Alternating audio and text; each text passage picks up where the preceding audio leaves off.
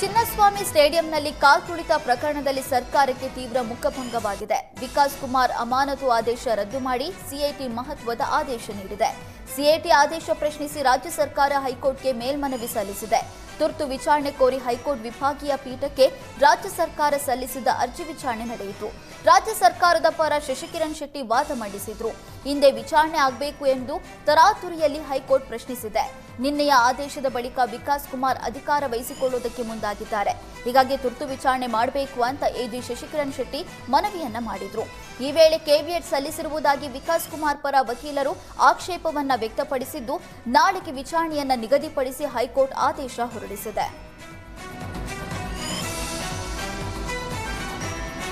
Bengaluru RCB ವಿಜಯೋತ್ಸವ ವೇಳೆ Chinnaswamy stadium ಬಳಿ ನಡೆದ ಕಾಲ್ತುಳಿತ ಪ್ರಕರಣ ಬೆನ್ನಲ್ಲೇ ರಾಜ್ಯ ಪೊಲೀಸ್ ಇಲಾಖೆ ಎಚ್ಚೆತ್ತಿದೆ.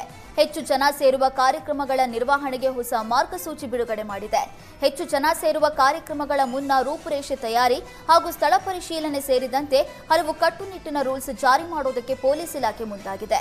ಕಾರ್ಯಕ್ರಮದ ಸ್ವರೂಪ, ದಿನಾಂಕ, ಸಮಯ, ನಿರೀಕ್ಷಿತ ಜನ ಸೇರುವಿಕೆ, ಆಗಮನ ನಿರ್ಗಮನ ಬಗ್ಗೆ ಮಾಹಿತಿ ಸಂಗ್ರಹಿಸುವುದಕ್ಕೆ ಮುಂದಾಗಿದೆ. ಪ್ರವೇಶ ದ್ವಾರಗಳು, ನಿರ್ಗಮನ ದ್ವಾರಗಳು, ಜನಸಂದಣಿ ಇರುವ ಕಡೆ ತರಬೇತಿ ಪಡೆದ ಸಿಬ್ಬಂದಿ ನಿಯೋಜನೆ, ಆಂಬ್ಯುಲೆನ್ಸ್ಗಳ ನಿಯೋಜನೆ ಮತ್ತು ಪಾರ್ಕಿಂಗ್ ವ್ಯವಸ್ಥೆ ಹಾಗೂ ಕಂಟ್ರೋಲ್ ರೂಮ್ ಜೊತೆ ಸಂಪರ್ಕ ಇಟ್ಟುಕೊಳ್ಳುವುದಕ್ಕೆ ಸೂಚನೆ ನೀಡಲಾಗಿದೆ.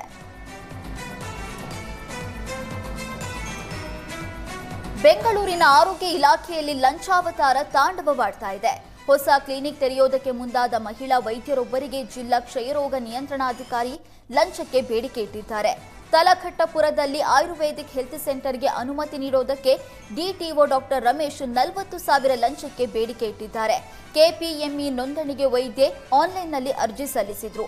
ಈ ವೇಳೆ ಸ್ಥಳ ಪರಿಶೀಲನೆಗೆ ಬಂದಿದ್ದ ಡಿಟಿಒ ಡಾಕ್ಟರ್ ರಮೇಶ್ 40,000 ಲಂಚಕ್ಕೆ ಬೇಡಿಕೆ ಇಟ್ಟಿದ್ದಾನೆ ಎನ್ನಲಾಗ್ತಿದೆ. ಡಿಟಿಒ ಡಾಕ್ಟರ್ ರಮೇಶ್ ವಿರುದ್ಧ ಲೋಕಾಯುಕ್ತಕ್ಕೆ ಮಹಿಳಾ ವೈದ್ಯೆ ದೂರು ನೀಡಿದ್ದಾಳೆ. ಮಹಿಳಾ ವೈದ್ಯೆ ನೀಡಿದ ದೂರಿನ ಆಧಾರದ ಮೇಲೆ ಲೋಕಾಯುಕ್ತದಲ್ಲಿ ಎಫ್ಐಆರ್ ದಾಖಲಾಗಿದೆ. ಎಫ್ಐಆರ್ ದಾಖಲಾದರೂ ಲೋಕಾಯುಕ್ತ ಅಧಿಕಾರಿಗಳು ಯಾವುದೇ ಕ್ರಮ ಕೈಗೊಂಡಿಲ್ಲ ಅಂತ ಮಹಿಳಾ ವೈದ್ಯೆ ಕಿಡಿಕಾರಿದ್ದಾರೆ.